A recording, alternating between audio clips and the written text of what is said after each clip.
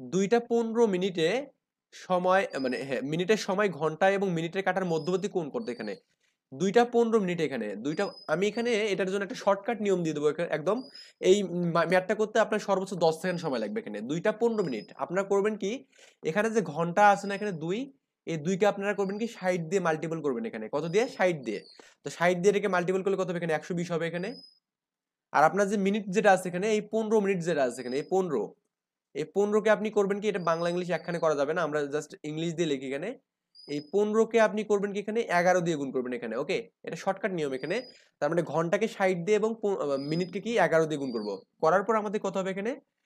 10 15 150, 150 আর হচ্ছে 15 কত হবে? 165। তার মানে আপনি এখানে ঘন্টা এবং মিনিটের কাটার মধ্যবর্তী মানে এটা পেলেন। এখন আপনারা করবেন কি, এই বড়টা থেকে ছোটটা বিয়োগ করবেন। তার মানে 165 থেকে আপনি করবেন কি 120 বিয়োগ করবেন, করে এটাকে 2 দিয়ে ভাগ করবেন এখানে। করলে আমাদের অ্যান্সার শেষ। এই 165 থেকে 120 বাদ দিলে কত হবে? 45 হবে। এটাকে 2 দিয়ে ভাগ করবেন, করলে 22 এর অর্ধেক হবে আর কি, মানে ওকে। মানে 22 এর অর্ধেক হবে, তার মানে যে এটা খ নম্বর অ্যান্সার হবে এখানে। 22.5 ডিগ্রি হবে এখানে।